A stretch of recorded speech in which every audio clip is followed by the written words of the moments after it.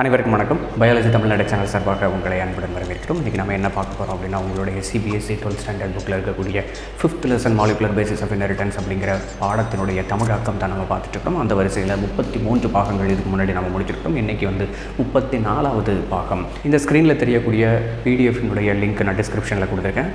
அதை கிளிக் பண்ணிங்கன்னா டவுன்லோட் பண்ணி வச்சுட்டு அதை பிரிண்ட் அவுட் எடுத்துகிட்டு பக்கத்தில் வச்சுட்டு நீங்கள் கவனிச்சிங்க அப்படின்னா ரொம்ப பிரயோஜனமாக இருக்கும். இந்த டாபிக் டிஆர்என்ஏ பற்றியது. டிஆர்என்ஏ அப்படிங்கிறது தமிழில் கடத்து ஆர்என்ஏ அப்படிம்பாங்க. அதாவது டி அப்படிங்கிறது டிரான்ஸ்ஃபர் அப்படிங்கிற மீனிங். டிரான்ஸ்ஃபர் ஆர்என்ஏ, கடத்து ஆர்என்ஏ. அது ஒரு இணைப்பு மூலக்கூறாக செயல்படுகிறது. அடாப்டர் மாலிகுல் ஆக செயல்படுகிறது. எதற்கு இணைப்பாக, எதற்காக இந்த அடாப்டர் அப்படிங்கிற வார்த்தையை பயன்படுத்தியிருக்காங்க? புரதச்சேர்க்கை, அதாவது ப்ரோட்டீன் சிந்தசிஸ் அப்படிங்கிற ஒரு டாபிக் நீங்கள் ஏற்கனவே படிச்சிருந்துருப்பீங்க. அந்த ப்ரோட்டீன் சிந்தசிஸில் உங்களுக்கு சென்ட்ரல் டாக்மா அப்படிங்கிற ஒரு மையக்கருத்து நீங்கள் படிச்சிருப்பீங்க. அந்த சென்ட்ரல் டாக்மாவில் டிஎன்ஏ, ஆர்என்ஏ, ப்ரோட்டீன் இப்படின்னு சொல்லி நாம் படிச்சிருப்போம். இதில் ஆர்என்ஏவுக்கும் ப்ரோட்டீனுக்கும், ஆர்என்ஏலேருந்து எப்படி அந்த ப்ரோட்டீன் உருவாகுது அப்படிங்கிற ஒரு விஷயத்துக்காக இந்த டிஆர்என்ஏ பயன்பாடாக இருக்கிறது. இப்போ உங்களுடைய சிபிஎஸ்சி புக்கில் இந்த தலைப்பு எப்படி ஸ்டார்ட் ஆகுது அப்படின்னு நீங்கள் பார்த்தீங்கன்னா, டிஆர்என்ஏ இந்த அடாப்டர் மாலிகுல் அப்படின்னு சொல்லி ஸ்டார்ட் பண்ணியிருக்காங்க. இப்போது from the very beginning of the proposition of code. இந்த கோடு அப்படிங்கிறது என்னது? ஜெனட்டிக் கோடு அப்படின்னு நம்ம சொல்லுவோம் இல்லையா? மரபு குறியன்கள் அப்படின்னு நம்ம சொல்லுவோம். முக்குற்றியம் அப்படின்னு நம்ம சொல்லுவோம். இந்த கோட் அப்படிங்கிறதுக்கு உண்டான விளக்கம் இதுக்கு முன்னாடி ஏற்கனவே பழைய வீடியோக்களை நம்ம கொடுத்துருக்குறோம். அதை பார்த்துட்டு நீங்கள் வந்தீங்கன்னா உங்களுக்கு ரொம்ப பிரயோஜனமாக இருக்கும். It was clear to Francis Crick that there has to be a mechanism to read the code and also to link it to the amino acids. தமிழாக்கத்தை முதல்ல நம்ம பார்த்துடலாம். அதாவது மரபுக்குரியன்களை படிப்பதற்கு, மரபுக்குரியன்கள் எங்கே இருக்கும்? எம்ஆர்என்ஏல இருக்கும். அந்த மரபுக்குரியன்களை ரீட் பண்ணுறதுக்கு அமினோ அமிலங்களால் முடியாது. அந்த மரபுக்குரியன்கள் அமினோ அமிலங்களை பற்றியது தான், அமினோ ஆசிட்ஸை பற்றியது தான். எந்த அமினோ ஆசிடை உற்பத்தி செய்ய வேண்டுமோ அதற்குண்டான தகவல் தான் அந்த கோடு, அந்த குறியன், அந்த முக்குற்றியம் அப்படின்னு நம்ம சொல்கிறது. அதில் நிறைய டைப்ஸ் இருக்குது. 3 நைட்ரஜன் காரங்கள் இணைந்தது தான் ஒரு குறியன், ஒரு கோடான் அப்படின்னு நம்ம சொல்கிறோம். அந்த கோடானை ரீட் பண்ணுறதுக்கு அமினோ அமிலங்களால் முடியாது. ஆனால் அந்த அமினோ அமிலங்கள் அதன் மூலமாக தான் உருவாகிறது. சரியா? மரபுக்குரியன்களை படிப்பதற்கு, அதிலிருந்து அமினோ அமிலங்களை உற்பத்தி செய்வதற்கு அங்கே சிறப்பான சில செயல்முறைகள் உள்ளன அப்படின்னு ஃப்ரான்சிஸ் கிரிக்னா யாருன்னு தெரியும் இல்லையா? வாட்சன் அண்ட் கிரிக் டிஎன்ஏ மாடலை 1953 கண்டுபிடிச்சவங்க இருக்காங்கள்ல, அவங்களில் ஒரு ஆள் தான் கிரிக். அந்த ஃப்ரான்சிஸ் கிரிக் ரொம்ப நன்றாக அறிந்திருந்தார் அப்படிங்கிறது தான் இதனுடைய தமிழாக்கம். From the very beginning of the proposition of the code it was clear to Francis Crick that there has to be a mechanism, ஒரு முக்கியமான செயல்பாடு அங்கே காணப்படுகிறது. எதற்காக? டு ரீட், அங்கே இருக்கக்கூடிய மரபுக்குரியனை படிப்பதற்காக. Read the code and also to link it to the amino acids, அதிலிருந்து அமினோ அமிலங்களை உற்பத்தி செய்வதற்காக அப்படிங்கிற விஷயத்தை அவர் ரொம்ப தெளிவாக தெரிந்திருந்தார் அப்படின்னு சொல்லி போட்டிருக்காங்க. Next because amino acids have no structural specialities to read the code uniquely. இதை நான் ஏற்கனவே சொன்னேன். அமினோ அமிலங்களுக்கு எம்ஆர்என்ஏல இருக்கக்கூடிய கோடான்கள், குறியன்கள், முக்குற்றியங்களை படிப்பதற்கு திறமை கிடையாது. அந்த திறன் அதற்கு கிடையாது அப்படிங்கிறது தான் இதனுடைய தமிழாக்கம். இந்த தமிழாக்கத்தில் என்ன இருக்குது பாருங்கள். அமினோ அமிலங்களின் அமைப்பில் ஆர்என்ஏவை படிப்பதற்கு, எம்ஆர்என்ஏல தானே அந்த கோடான் இருக்கும், அதை படிப்பதற்கு சிறப்பு வாய்ந்த அமைப்பு ஏதும் இல்லை அப்படிங்கிறது தான் அதனுடைய translation. Next he postulated the presence of an adapter molecule that would on one hand read the code and on other hand would bind to the specific amino acids. இப்போ அமினோ அமிலங்கள் இருக்குது, அது உருவாகி இருக்குது. எதன் மூலமாக, எதிலிருந்து அப்படின்னு பார்த்தீங்கன்னா எம்ஆர்என்ஏ மூலமாக தான்.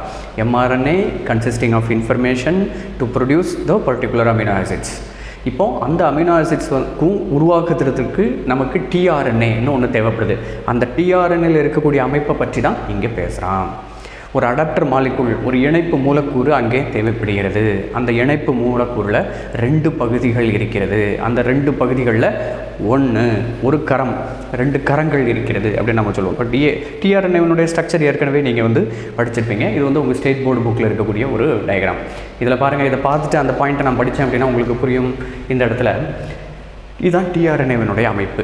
இந்த டிஆர்என்ஏல வந்து பார்த்திங்கன்னா 4 முக்கியமான முனைப்பகுதிகள் காணப்படுகிறது, 4 முக்கியமான கரங்கள் காணப்படுகிறது.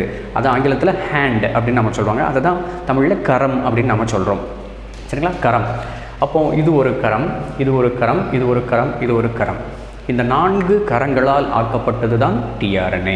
இந்த 4 கரங்களில் 2 கரத்தை பற்றி தான் இந்த பாயிண்டில் நமக்கு வந்து சொல்லியிருக்காங்க. 2 ஹேண்ட்ஸ் பற்றி தான் சொல்லியிருக்காங்க.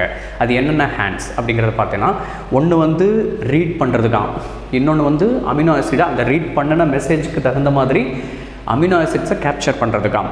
சரியா? இதில் இந்த எதிர்குரியன் அப்படின்னு சொல்லிட்டு ஒரு பகுதி இருக்குது, எதிர்குரியன் முனை அப்படின்னு சொல்லி. இந்த இடத்துல வந்து பார்த்திங்கன்னா டி லூப் அப்படின்னு ஒரு முனை, ஒரு கரம். அதுக்கப்புறம் டி சை சி லூப் அப்படின்னு ஒரு கரம் இருக்கிறது.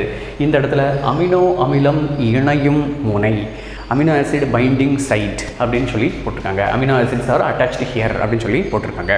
இப்போ நமக்கு கொடுத்த பாயிண்டில் இருக்கக்கூடிய 2 கரம் எது அப்படின்னு பார்த்தீங்கன்னா, இந்த இடத்துல இருக்கக்கூடிய எதிர்குரியன் கரம் இருக்கு இல்லையா, அது இது வந்து என்ன செய்யும் அப்படின்னா, எம்ஆர்என்ஏல இருக்கக்கூடிய தகவல்களை படிக்கும். எப்படி படிக்கும் அப்படிங்கிறதெல்லாம் பின்னாடி நம்ம பேசுவோம். படிக்கும். அந்த எம்ஆர்என்ஏல இருக்கக்கூடிய குறியன் இருக்குது பார்த்திங்களா, அதற்குண்டான அமினோ அமிலத்தை இந்த இடத்துல அது சுமந்து வரும் அப்படிங்கிறது தான் இங்கே சொல்லப்பட்டிருக்குது. இப்போ நீங்கள் படித்து பாருங்கள், புரியும். He postulated the presence of an adapter molecule that would on one hand read the code. ஒரு கரம் வந்து எம்ஆர்என்ஏல இருக்கக்கூடிய குறியனை படிக்கிறது. அதற்கு தகுந்தால் போல் on the other hand இன்னொரு கரத்தில் would bind to the specific amino acids. Specific amino ஆசிட்ஸ்னால் எதை குறிக்குது? இந்த குறியன்களுக்கு தகுந்த மாதிரியான அமினோ அமிலத்தை அது கொண்டு வருகிறது, அல்லது பிடிக்கிறது, அல்லது அக்செப்ட் பண்ணுறது, ஏற்றுக்கொள்கிறது அப்படின்னு சொல்லி போட்டிருக்காங்க. இப்போ இதனுடைய தமிழாக்கம் எப்படி இருக்குது அப்படிங்கிறத நாம் பார்க்கலாம். கடத்து ஆர்என்ஏவில் ஒரு கரத்தில் காணப்படும் இணைப்பு மூலக்கூறு தூது ஆர்என்ஏவின் தகவல்களை வாசிக்கிறது. சரியா? தகவல்களை வாசிக்கிறது என்று கிரிக் கூறினார். ஒரு கரத்தில் உள்ளது வந்து வாசிக்கிறது, மற்றொரு கரத்தில் உள்ளது வந்து அமினோ அமிலங்களை கொண்டு வருகிறது. அதை தான் அடுத்து பாயிண்ட் பாருங்கள். மற்றொரு கரத்தில் அதற்கான அமினோ அமிலம் இணைகிறது. அங்கே ஒரு பாயிண்ட்டாக இருக்குது, நாங்கள் உங்களுக்கு புரிகிறதுக்காக 2 பாயிண்ட்டாக மாற்றி வச்சுருக்கேன். The tRNA then called sRNA. S அப்படின்னா சாலிபிள் ஆர்என்ஏ. சாலிபிள் ஆர்என்ஏன்னா என்ன அர்த்தம்? கரையக்கூடிய, கரையும் தன்மையுடைய. was known before the genetic code was postulated. இந்த ஜெனட்டிக் கோடு மரபுக்குரியன்கள் வந்து கண்டுபிடிப்பதற்கு முன்பாக இந்த டிஆர்என்ஏ வந்து எப்படி அழைக்கப்பட்டுச்சாம்? எஸ்ஆர்என்ஏ அல்லது கரையக்கூடிய தன்மையுடைய ஆர்என்ஏ அப்படின்னு சொல்லி அழைச்சிருக்காங்க. இப்போ அதை தான் வந்து இங்கே தமிழ் படுத்தியிருக்கேன் நான். எனவே கடத்து ஆர்என்ஏ ஆனது கரையும் ஆர்என்ஏ எனவும் அழைக்கப்படுகிறது. இணைப்பு மூலக்கூறின் பணி தாமதமாகத்தான் கண்டறியப்பட்டது. இந்த இணைப்பு மூலக்கூறு, இணைப்பு அடாப்டர் அப்படின்னு என்ன அர்த்தம்? நார்மலாக உங்கள் செல்ஃபோனுக்கு ஒரு அடாப்டர் தேவைப்படும். அப்படின்னா என்ன அர்த்தம்? அந்த இடத்துல கரண்ட் வருது, அந்த கரண்ட்டை உங்கள் செல்ஃபோனுக்கு தகுந்த மாதிரியான கரண்ட்டாக மாற்றி கொடுப்பதற்குண்டான பணியை தான் அந்த அடாப்டர் செய்யுது இல்லையா? அதே மாதிரியான ஒரு பணி தான் எம்ஆர்என்ஏ இருக்குது. அந்த எம்ஆர்என்ஏல இருக்கக்கூடிய குறியன்கள், கோடான்ஸ் இருக்கு இல்லையா, அதற்கு தகுந்த மாதிரியான அமினோ அமிலத்தை கொண்டு வருவதற்கு இந்த டிஆர்என்ஏ பயன்படுறதுனால இதை அடாப்டர் மாலிகுல், இணைப்பு மூலக்கூறு அப்படின்னு நாம் சொல்கிறோம். நெக்ஸ்ட் வந்து இப்போ இந்த டிஆர்என்ஏவினுடைய பணி எப்படி செயல்படுது அப்படிங்கிறத நாம் பார்க்கலாமா? பொதுவாக இந்த எம்ஆர்என்ஏ செயினை வந்து இந்த டிஆர்என்ஏ எப்படி ரீட் பண்ணுது அப்படிங்கிறதுக்கு உண்டான ஒரு படம் தான் இங்கே இருக்குது. ஏற்கனவே நம்ம ஸ்டேட் போர்டில் ஒரு படம் நாம் பார்த்தோம். அந்த படம் வந்து பார்த்திங்கன்னா உங்களுக்கு புரியறதுக்காக அப்படி கொடுத்துருந்தாங்க பாருங்கள். உங்களுக்கு புரிகிற மாதிரினா இது அழகாக புரியுது பாருங்கள். 4 கரங்கள் வந்து அந்த இடத்துல இருக்குது. ஆனால் வழக்கமாக வந்து அது இந்த ஷேப்பில் தான் இருக்கும். இந்த ஷேப்பில் நல்லா பாருங்கள். இது வந்து ஆன்டிகோடான் லூப். இது வந்து பார்த்திங்கன்னா அமினோ ஆசிட் பைண்டிங் சைட். அதே மாதிரி இன்னொரு கோடான், இது வந்து அமினோ ஆசிட் பைண்டிங் சைட். இப்போ வந்து பார்த்திங்கன்னா ஆன்டிகோடானில் UCA அப்படிங்கிற ஒரு கோடான் இருந்துச்சு. கோடான் கிடையாது, இது ஆன்டிகோடான். இந்த ஆன்டிகோடான் எம்ஆர்என்ஏல AGU கூட தான் பைண்ட் ஆகும்.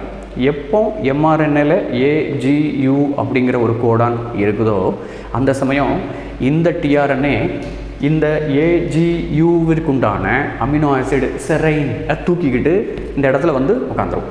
சரிங்களா? இதுக்கு அடுத்து என்ன நடக்கும் அப்படிங்கிறதெல்லாம் டிரான்ஸ்லேஷன், மொழிபெயர்ப்பு அல்லது தகவல் பெயர்வு அப்படிங்கிற பாடத்தில், அப்படிங்கிற தலைப்பில் நம்ம பார்க்கலாம். இப்போதைக்கு நீங்கள் புரிஞ்சுக்க வேண்டியது என்னது அப்படின்னு பார்த்தீங்கன்னா, ஆன்டிகோடான் எப்படி ரீட் பண்ணுது, அதற்கு தகுந்த மாதிரியான அமினோ அமிலத்தை எவ்வாறு எடுத்து வருகிறது அப்படிங்கிறது தான். அடாப்டர் மாலிகுல்னா தானே இல்லையா?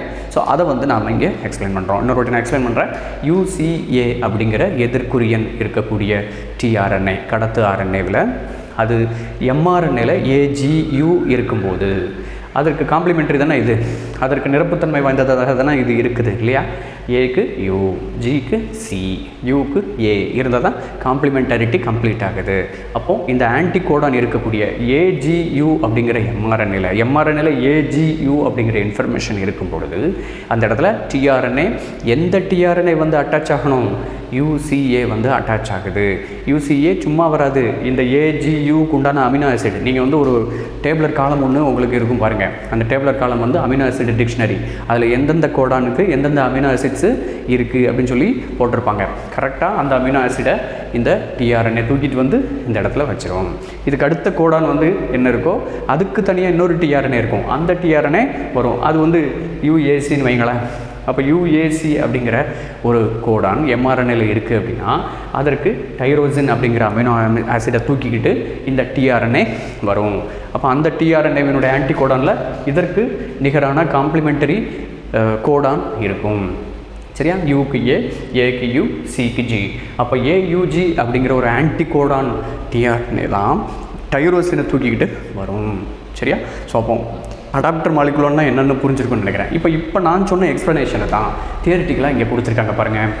tRNA has an anticodon loop that has bases complementary to the code. tRNAல bases இருக்கா, இது complementary to the code present in the mRNA. mRNAல இருக்கக்கூடிய கோடானுக்கு காம்ப்ளிமெண்ட்ரியான ஒரு ஸ்ட்ரக்சரை அது வச்சிருக்குது, ஆன்டிகோடானாக அது வச்சிருக்குது. அது போக and it also has an amino acid acceptor end to which it binds to amino acids. இதை தான் நம்ம சொன்னோம். அதற்கு தகுந்த மாதிரியான அமினோ ஆசிட்ஸ் வந்து அந்த இடத்துல போய் உட்காந்துரும். tRNAs are specific for each amino acid. ஒவ்வொரு அமினோ ஆசிடுக்கும் தனித்தனியாக டிஆர்என்ஏக்கள் இருக்குது. ஒரு அமினோ ஆசிடை தூக்கிட்டு வரக்கூடிய டிஆர்என்ஏ வந்து வேறு எந்த அமினோ ஆசிடையும் தூக்கிக்கிட்டு வராது. ஃபார் எக்ஸாம்பிள் இப்போ AUG அப்படிங்கிற எதிர்குறியனை கொண்ட ஒரு, அதாவது ஆன்டிகோடான் வச்சிட்டு இருக்கக்கூடிய ஒரு டிஆர்என்ஏ வந்து டைரோசின் அப்படிங்கிற ஒரு அமினோ ஆசிடை மட்டும்தான் தூக்கிக்கிட்டு வரும்.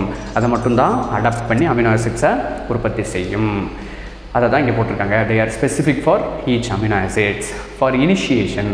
இதில் இனிஷியேஷன் அப்படிங்கிற ஒரு ப்ராசஸ் இருக்குது. இனிஷியேஷன் கோடான் அப்படின்னு நம்ம சொல்லுவோம் இல்லையா, AUG. அந்த AUG அப்படிங்கிற ஒரு கோடான் வந்து mRNAல இருந்துச்சு அப்படின்னா அந்த இடத்துல வரக்கூடிய அமினோ ஆசிட் பைண்டிங், அந்த இடத்துல வரக்கூடிய டிஆர்என்ஏ இருக்கு இல்லையா, அந்த டிஆர்என்ஏ வந்து இனிஷியேட்டர் டிஆர்என்ஏ அப்படின்னு நாம் சொல்லுவோம். அதே மாதிரி அந்த mRNA முடியக்கூடிய இடத்துல 3 விதமான டெர்மினேஷன் கோடான், முடிவுறுத்தும் குறியன்கள் அப்படின்னு சொல்லி சொல்லுவோம் இல்லையா. அந்த முடிவுறுத்தும் குறியன்கள் 3 இருக்குது. என்னதெல்லாம்? UAG, UGA, UAA. இந்த 3த்தில் ஏதாவது ஒன்று இருந்துச்சு அப்படின்னா கூட அது முடிவுறுத்தும் குறியன்கள் தான், டெர்மினேஷன் கோடான் தான். அந்த இடத்துல எந்த ஒரு டிஆர்என்ஏவும் அந்த இடத்துல வராது. அதனால் புரதச்சேர்க்கை அந்த இடத்துல முடிஞ்சிடும். இதை பற்றி இன்னும் டீட்டெயில்டாக நாம் புரதச்சேர்க்கை டிரான்ஸ்லேஷன் அப்படிங்கிற மொழிபெயர்ப்புங்கிற ஒரு வினையில் நாம் பார்க்கலாம். There is no tRNAs for stop codons. Stop codons வந்து mRNAல இருந்துச்சு, நிறுத்த குறியன்கள் அப்படிம்பாங்க, அல்லது முடிவுறுத்தும் குறியன்கள் அப்படிம்பாங்க. அந்த குறியன்கள் வரும்பொழுது அந்த இடத்துல எந்த ஒரு டிஆர்என்ஏவும் அந்த இடத்துல போய் சேராது. இன் ஃபிகர் 5.12 இதான் 5.12. The secondary structure of tRNA has been depicted. நம்ம அங்கே பார்த்தது ஸ்டேட் போர்டில் ஒன்று பார்த்தோம் தெரியுமா? இது வந்து பார்த்திங்கன்னா பிரைமரி ஸ்ட்ரக்சர். இதில் எல்லா ஹேண்ட்ஸும் அல்லது எல்லா எண்ட்ஸும் வந்து கிளியராக இருக்கிறது. கரம் அப்படின்னு நம்ம சொல்லுவோம் இல்லையா, எல்லா கரங்களும் தெளிவாக அமைக்கப்பட்டுள்ளது. ஆனால் இங்கே பார்த்தீங்க அப்படின்னாக்க இது செகண்டரி ஸ்ட்ரக்சர். எப்போ இது அமினோ ஆசிட்ஸை தூக்கிட்டு வந்து அந்த mRNA பக்கத்தில் நடந்துட்டு இருக்கக்கூடிய ரிபோசோம்ஸில் நடந்துட்டு இருக்கக்கூடிய டிரான்ஸ்லேஷன் ப்ராசஸில் இன்வால்வ் ஆகுதோ அந்த சமயத்தில் அந்த அமினோ ஆசிட்ஸை கொண்டு வந்து கொடுக்கும் பொழுது அது 2ஆம் நிலை அமைப்பை கொண்டு காணப்படுகிறது. The secondary structure of tRNA has been depicted that looks like a clover leaf. Clover leaf அப்படின்னா சீட்டுக்கட்டில் நம்ம விளையாடுவோம் பார்த்தீங்களா, அந்த இடத்துல கிளவர் அப்படின்னு ஒன்று சொல்லுவோம் இல்லையா, இஸ்பேர்டு, டைமண்டு, ஆர்டின், கிளவர் அப்படின்னு நம்ம சொல்லுவோம். அந்த clever leaf type, clover leaf அந்த லீஃப் ஸ்ட்ரக்சரில் இது காணப்படுது. பிரைமரி ஸ்ட்ரக்சரில் தான் வந்து கிளவர் லீஃப் மாதிரியாக அது இருக்கிறது. ஆனால் செகண்டரி ஸ்ட்ரக்சரில் அந்த மாதிரி இல்லை, ஆனாலும் போட்டிருக்காங்க கிளவர் லீஃப் அப்படின்னு மைண்டில் வச்சுக்கோங்க. இன் ஆக்சுவல் ஸ்ட்ரக்சர் ஒரிஜினலாக அது எப்படி இருக்குது அப்படின்னு பார்த்தீங்கன்னா, tRNA is compact molecule which looks like inverted L shaped. இந்த எல் ஷேப்டு ஸ்ட்ரக்சரில் இருக்குது. இதுவும் வந்து உண்மையான ஸ்ட்ரக்சர் இல்லையாம். இந்த செகண்டரி ஸ்ட்ரக்சருமே வந்து எல் ஷேப்பில் வந்து மாறும். அது எப்படி இருக்கும் அப்படின்னு சொல்லிட்டு நாம் அந்த டிரான்ஸ்லேஷன் மொழிபெயர்ப்பு இதுக்கு அடுத்து இருக்கக்கூடிய வீடியோக்குள்ளே நாம் பார்க்கலாம். இப்போ இதனுடைய தமிழாக்கத்தை மட்டும் பார்த்துட்டு இந்த வீடியோவை நாம் நிறைவு செஞ்சிடலாம். இப்போ பார்த்தீங்கன்னா, கடத்து RNAவில் உள்ள எதிர்குறியீட்டு வளையத்தில் காணப்படும் கார இணைகள் தூது RNAவில் காணப்படும் குறியன்களுக்கான நிரப்பு இணைகளாக காணப்படுகிறது. இதுதான் நிரப்பு இணைகள் அப்படின்னு சொல்லி ஏற்கனவே நான் சொன்னேன். mRNAவில் இருக்கக்கூடிய குறியன்களுக்கு உண்டான நிரப்பு தன்மை தான் இந்த இடத்துல இருக்கக்கூடிய எதிர்குறியன்கள் tRNAவில் இருக்கக்கூடியது. இந்த குறியன்களுக்கான அமினோ அமிலங்கள் கடத்து RNAவில் உள்ள அமினோ அமிலங்களை இணைக்கும் கரத்தில் இணைக்கிறது. அதாவது mRNAவில் இருக்கக்கூடிய குறியன்களுக்கு தகுந்த மாதிரியாக அமினோ அமிலங்களை அமினோ அமிலம் இணைக்கும் தளத்தில் அது இணைத்துக் கொள்கிறது. அமினோ அமிலத்தை இணைக்கும் கரம் அப்படின்னு சொல்லிட்டு ஒரு கரம் வந்து அந்த கடத்து RNAவில் காணப்படுகிறது. அதிலே அது இணைத்துக் கொள்கிறது. எந்த குறியன்களுக்கு எந்த அமினோ அமிலம் அப்படின்னு சொல்லிட்டு உங்களுடைய புத்தகத்தில் அட்டவணையில் கொடுக்கப்பட்டிருக்கும். எல்லா குறியன்களுக்கும் உண்டான அமினோ அமிலங்களை அந்த அட்டவணையில் கொடுக்கப்பட்டிருக்கும். அதை வந்து நீங்கள் பார்த்தீங்க அப்படின்னா உங்களுக்கு அதிலிருந்து நிறைய புரிதல்களை நீங்கள் எடுத்துக்கொள்ளலாம். தகவல் பெயர்வு மொழிபெயர்த்தலை தொடங்கி வைப்பதற்கென்று தனியாக சில கடத்து RNAகள் காணப்படுகின்றன. இதற்கு தொடக்க கடத்து RNAகள் என்று பெயர். இனிஷியேட்டிங் tRNAs AUG என்று சொல்லக்கூடிய தொடக்க குறியன்கள் இருக்கிறது அல்லவா, அந்த தொடக்க குறியன்களுக்கு தகுந்த மாதிரியான கடத்து RNA அந்த இடத்தில் வர வேண்டும். அது மெத்தியோனைன் கொண்டு காணப்படுகிறதுன்னு நீங்கள் படிச்சிருப்பீங்க. வழக்கமாக வந்து AUG அப்படிங்கிற ஒரு குறியன்களுக்கு மெத்தியோனைன் அப்படிங்கிறது தான் அதற்கு தகுந்த மாதிரியான அமினோ அமிலம்.